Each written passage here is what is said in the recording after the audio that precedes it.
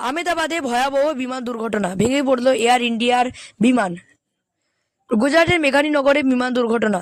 আহমেদাবাদ বিমানবন্দরের কাছে ভেঙে পড়ল এয়ার ইন্ডিয়ার যাত্রীবাহী বিমান।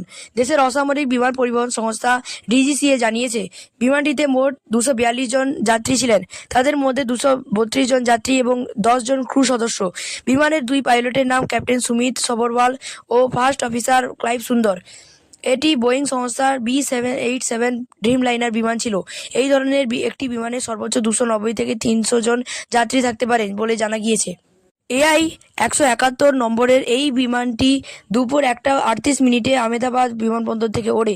সেটি ব্রিটেনের গ্যাটউইক বিমানবন্দরের উদ্দেশ্যে রওনা দেয়। ওড়ার কিছুক্ষণের মধ্যেই লোকালয়ের মধ্যে বিমানটি ভেঙে পড়ে। দূর থেকে আগুন এবং কালো ধোঁয়া দেখা যায়। ভেঙে পড়ার পর বিমানটিতে আগুন ধরে যায়। ঘটনাস্থলে গিয়েছে দমকলের বহু ইঞ্জিন।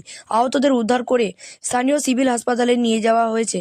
তবে কী কারণে এই দুর্ঘটনা তা এখনও স্পষ্ট নয়। এখনও পর্যন্ত দুর্ঘটনাস্থল থেকে অন্তত 30টি দেহ উদ্ধার করা হয়েছে।